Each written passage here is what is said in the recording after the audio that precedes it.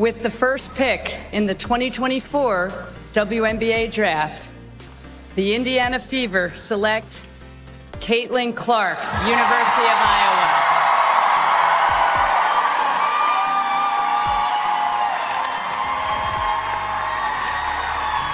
The Indiana Fever thought they were signing a rookie.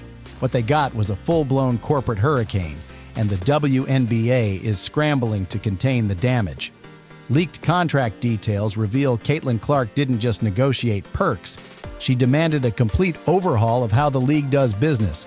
Private jets? Check. A personal recovery team? Done. But the real bomb? She is detailed. She is organized. She's always asking us, different questions about them. Evaluating Caitlin Clark has been a really interesting experience for me.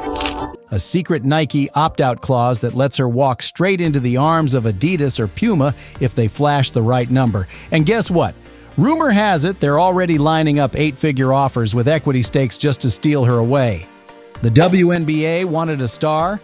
They got a free agent mercenary with one foot already out the door.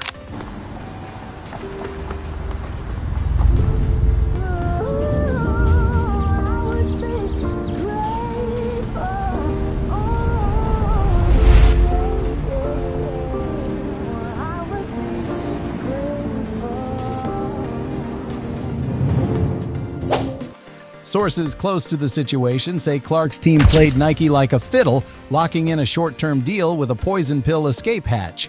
Now, Adidas is reportedly ready to triple Nike's offer, throwing in percentage cuts on all Fever merch, something no WNBA player has ever secured. And Puma? Oh, they're lurking in the shadows, whispering about a lifetime deal with creative control that would make her the face of their entire brand.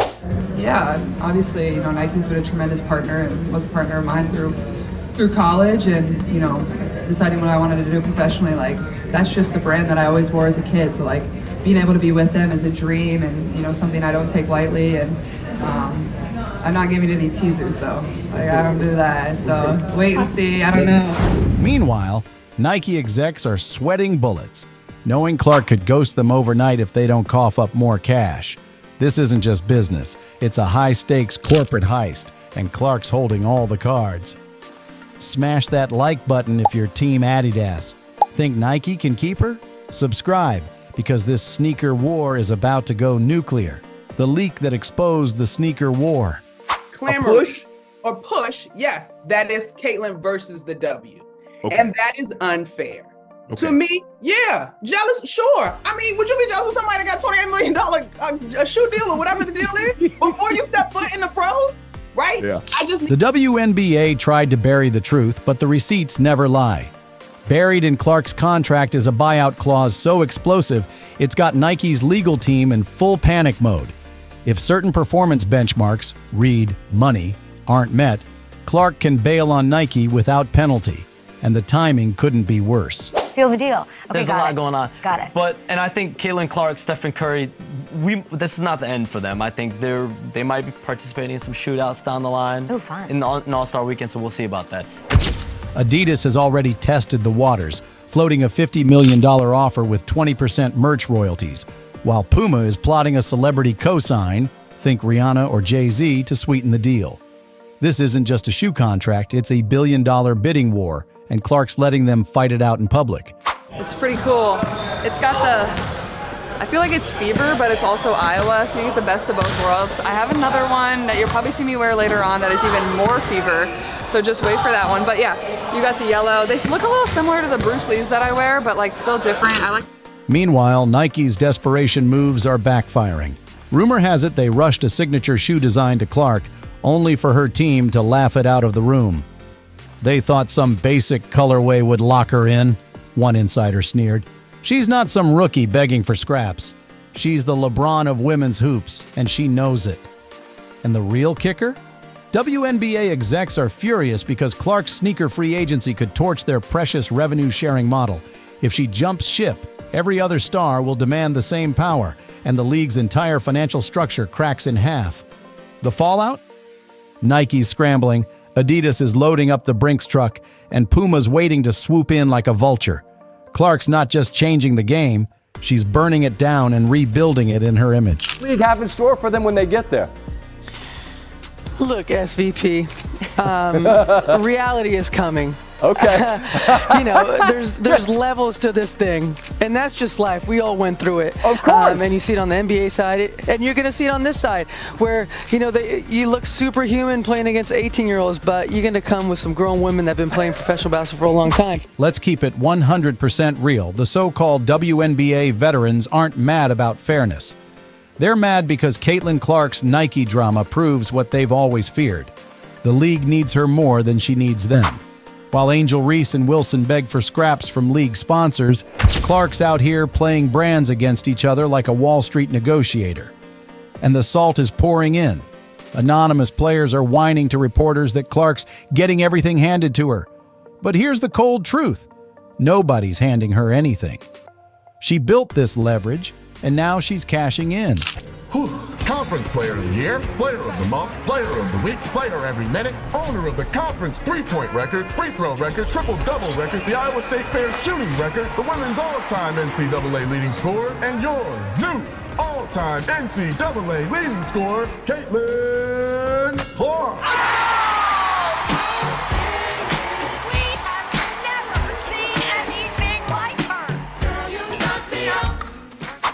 Behind the scenes, the bitterness is boiling over.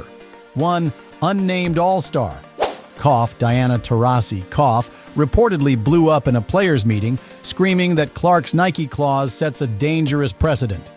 Translation, she's terrified other stars will start demanding outs in their deals too. And they absolutely should. Because Clark just exposed the WNBA's dirty little secret. The league underpays its stars while pocketing their market value. Now, the vets look like hypocrites for preaching stick together, while Clark's out here securing generational wealth on her own terms. Oh, congrats on your retirement, D. Thank you. And congrats. Now, unfortunately, reality is coming to me now. And the funniest part? The same players throwing shade are the ones begging for collabs with Clark to boost their own profiles. You can't hate the player and then beg for a cosign. Pick a struggle. Could Clark really bail on the WNBA? Let's not sugarcoat it. Caitlin Clark is holding the WNBA hostage, and she knows it. She's not just weighing her options like a rookie with big dreams. She's already got one foot out the door, and the league feels it. With a Nike opt-out clause activated before her sneakers ever hit store shelves, Adidas and Puma are salivating, and Ice Cube's Big Three has already tossed $15 million on the table for a mere 3-month commitment. That's not a rumor. That's a declaration of war on the WNBA's monopoly. And here's the real gut punch. Clark doesn't need the WNBA. Her fans don't wear orange. They wear Clark. They'd follow her to Istanbul, Paris, or even YouTube if she started a vlog. She's not a player with a league. She's a league with a player. The WNBA's PR spin machine is desperately pushing out stories of loyalty, whispering about sisterhood like it's a sacred code. But loyalty to what exactly? A system that underpays and overclaims ownership. Clark isn't abandoning the sisterhood. She's blowing open the gates so others can escape. If she leaves, she won't just walk away. She'll burn the blueprint and dare others to do the same. The Adidas conspiracy. This isn't a sneaker war. It's corporate warfare with espionage tactics. Emails have surfaced. Back-channel communications between Adidas and Clark's reps long before she put pen to paper with Nike. These weren't casual talks. They were revolutionary. Creative control, full ownership of her brand identity, a signature shoe within 18 months, and a profit split that could rival an NBA All-Stars haul. But here's the real kicker. Clark's camp wanted that leak. They engineered it. It was a power move designed to publicly shame Nike and force them to either match the offer or bow out humiliated. The leak wasn't a breach. It was a chess sacrifice that exposed the king. Meanwhile, Nike lawyers are reportedly preparing litigation over tampering, but the damage is done. The WNBA looks like an accessory to a rigged system, caught in the crossfire as the old model of endorsement deals crumbles. Clark isn't just negotiating, She's detonating. Puma's celebrity endgame. While Nike and Adidas slug it out in the trenches, Puma's quietly building a nuclear bomb. Their strategy? Go cultural, not athletic. Rumors are swirling of a Fenty basketball ex-Caitlin Clark collab, yes, Rihanna's empire, with a Jay-Z-backed Rock Nation media campaign in the pipeline. Forget courtside, this is Hollywood meets hardwood. Puma's plan doesn't just make Clark a shoe brand, it makes her a lifestyle icon. And here's the real revolution. Clark keeps her likeness. No corporate gag orders, no buried clauses, full IP rights.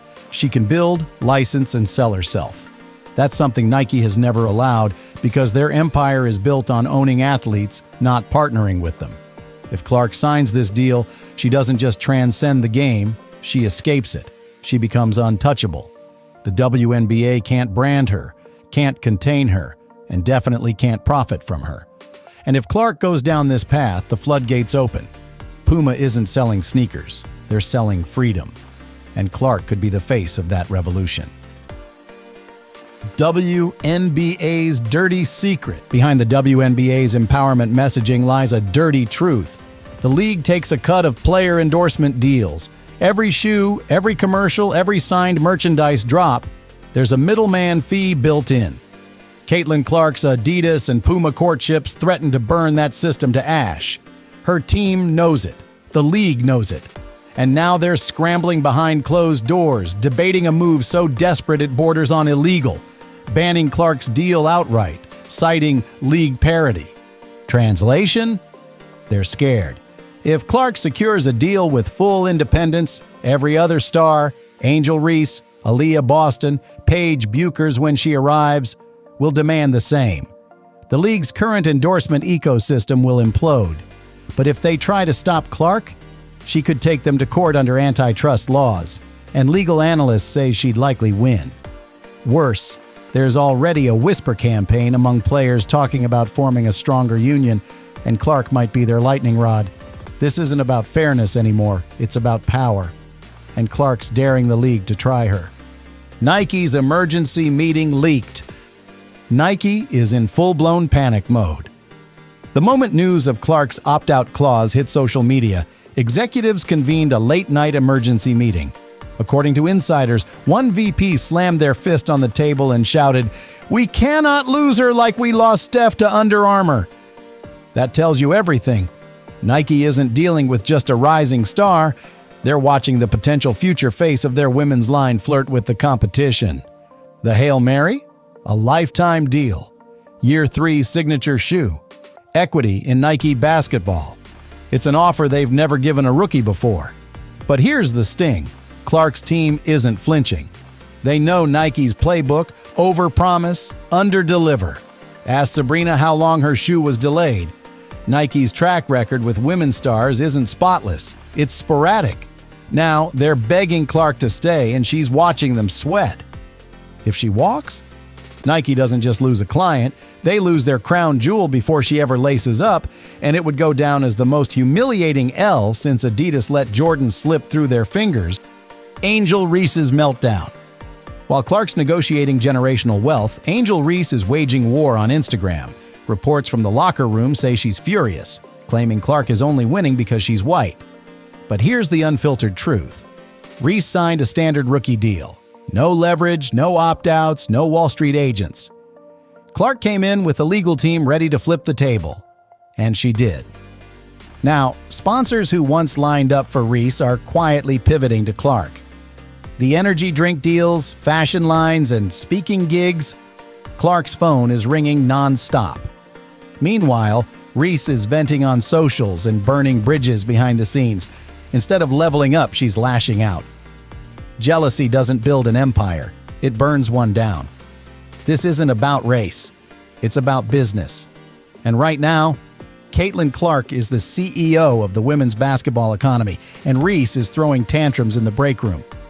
Let's cut the bullshit. Caitlin Clark isn't just holding cards. She's reshuffling the entire damn deck. On one side, Adidas is dangling a $50 million nuclear option, complete with merch royalties, private jet clauses, and a signature shoe by year 2. On the other, Nike's scrambling with a desperate lifetime offer, begging her to ignore their history of failing WNBA stars.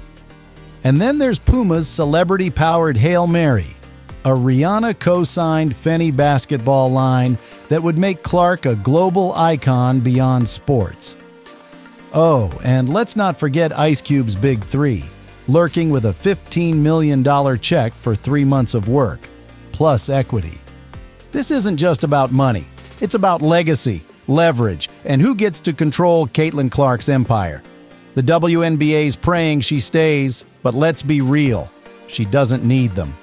If she walks, she takes her millions of fans with her, leaving the league exposed as a gatekeeper, not a necessity.